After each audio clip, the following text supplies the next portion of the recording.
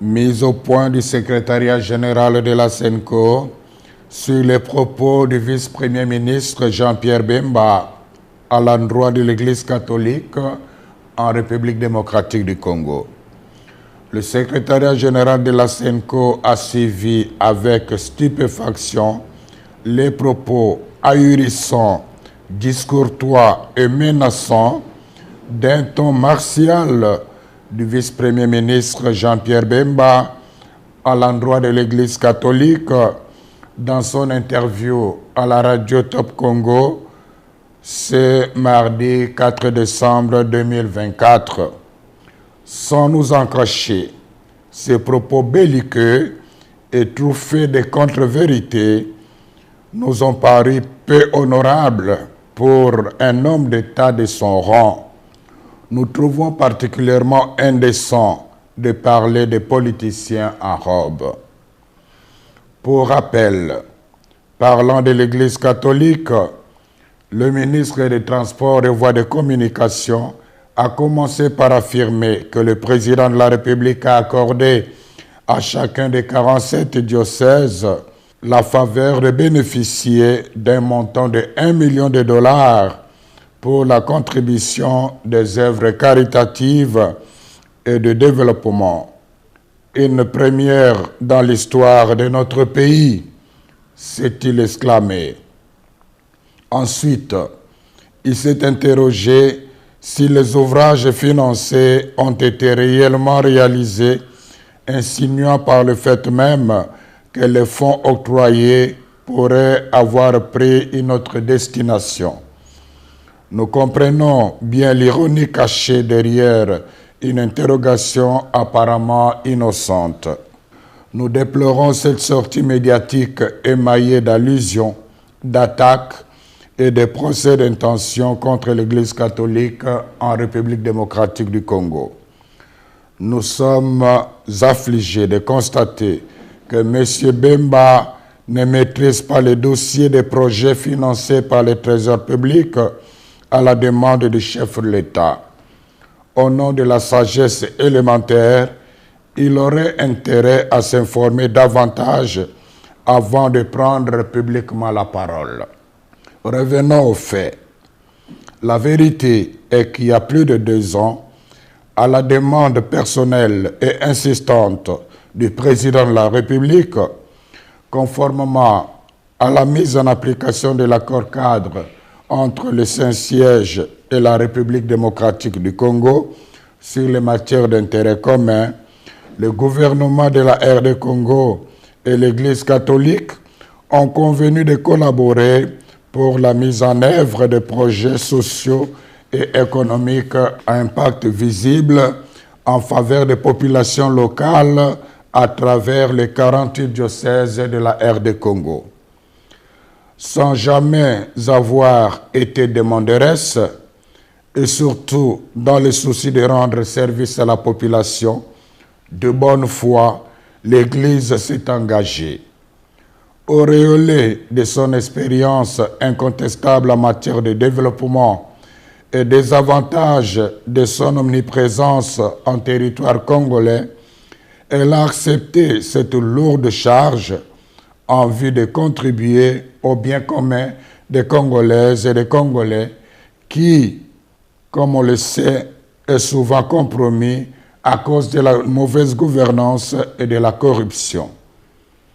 Signalons toutefois que, pour des raisons pertinentes, largement compréhensibles, l'archidiocèse de Kinshasa s'est abstenu d'accéder au fonds. Dès le départ, le gouvernement congolais s'est engagé à mettre à la disposition des diocèses trimestriellement un fonds pour la mise en œuvre des projets retenus par chacun des 47 diocèses en RD Congo. Pour des raisons de trésorerie, il n'a malheureusement pas respecté l'échéance, mais il n'a pas renoncé aux engagements pris. À ce jour, plus de 2 ans après cet accord, seulement 2 tranches de 300 000 dollars ont été données, la première en 2022 et la deuxième en 2023, soit $600,000 par diocèse. Tous les diocèses se sont mis à l'œuvre. Certains ont même reçu la visite du conseiller principal du président de la République en charge des questions religieuses. De toute manière, un rapport en bonne et due forme des œuvres réalisées avec des images à l'appui a été remis à main propre au chef de l'État. Celui-ci n'a pas caché sa pleine satisfaction. Une copie de ces réalisations a été donnée aussi à Madame la Première ministre. Par souci de loyauté et de transparence, en collaboration avec la presse de la présidence de la République, le secrétariat général de la SENCO a réalisé une émission sur le travail accompli. Toutefois, comme le rythme du financement n'a pas été respecté dans tous les diocèses, certains chantiers très avancés sont restés inachevés. À ce jour, une autre tranche de $300,000 a été annoncée et permettra de continuer l'exécution des projets réalisés avec beaucoup de sacrifices en dépit d'énormes difficultés de transaction et de transport. Quant à nous, sans faux fuyants, nous sommes prêts à recevoir l'IGF pour vérifier toute la comptabilité. La SENCO avait dès le début prévenu les gestionnaires locaux de ces projets qu'elle ne couvrira personne en cas de malversation financière. Nous demandons au vice-premier ministre Jean-Pierre Bemba de rendre publiques les preuves de ces allégations de $1 million mises à la disposition de chaque diocèse. En même temps, nous continuons d'attendre patiemment celle de la prétendue collaboration qu'il avait insinuée, sans foi aux yeux, de notre mission d'observation électorale avec les Russes pour pirater les serveurs de la CENI. Qui, dans ces pays, ne sait pas que l'Église catholique, sans l'aide de l'État congolais, dépense chaque année des fonds immenses pour réaliser les œuvres d'utilité publique comme les écoles, les hôpitaux, les routes, les ponts, les hommes de vieillards, les orphelinats, etc.